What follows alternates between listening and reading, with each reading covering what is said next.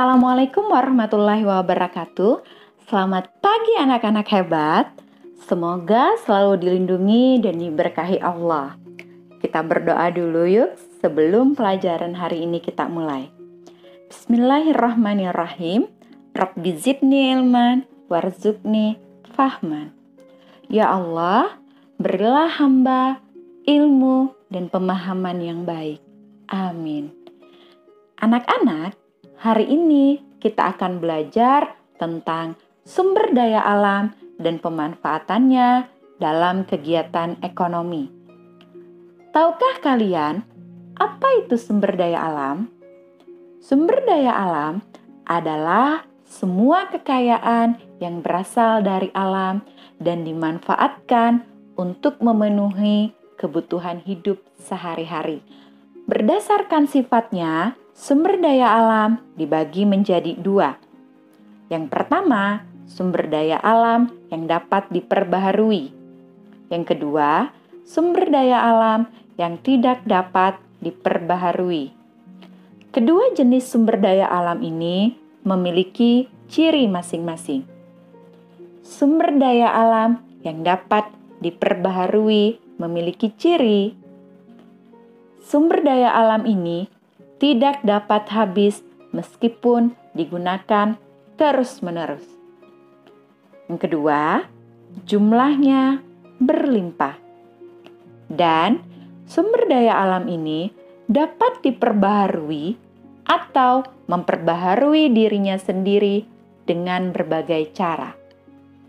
Sumber daya alam yang tidak dapat diperbaharui memiliki ciri. Pertama, sumber daya alam ini dapat habis jika digunakan terus-menerus. Yang kedua, jumlahnya terbatas. Dan proses pembentukan sumber daya alam ini memerlukan waktu yang sangat lama. Nah, berdasarkan ciri-ciri tersebut, sekarang kita akan mengenali contoh-contoh sumber daya alam yang dapat diperbaharui dan contoh sumber daya alam yang tidak dapat diperbaharui.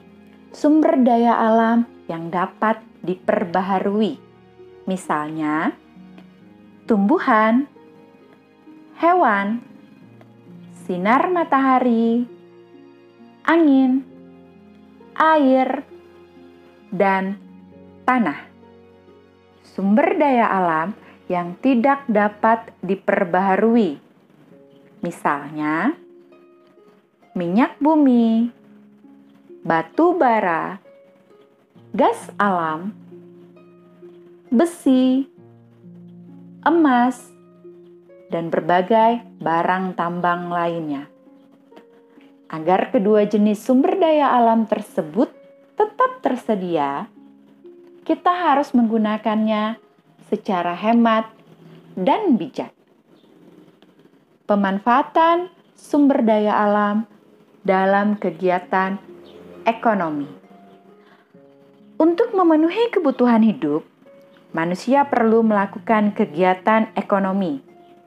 Kegiatan ekonomi yang memanfaatkan sumber daya alam antara lain pertanian, perkebunan, peternakan, perikanan, penambangan intan, penambangan emas, dan perindustrian alat transportasi. Sekarang, kalian sudah tahu kan betapa bermanfaatnya sumber daya alam dalam kehidupan.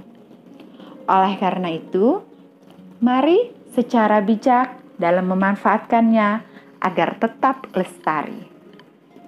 Demikian video pembelajaran hari ini. Semoga bermanfaat dan dapat dipahami dengan mudah. Sampai jumpa di video pembelajaran berikutnya. Wassalamualaikum warahmatullahi wabarakatuh.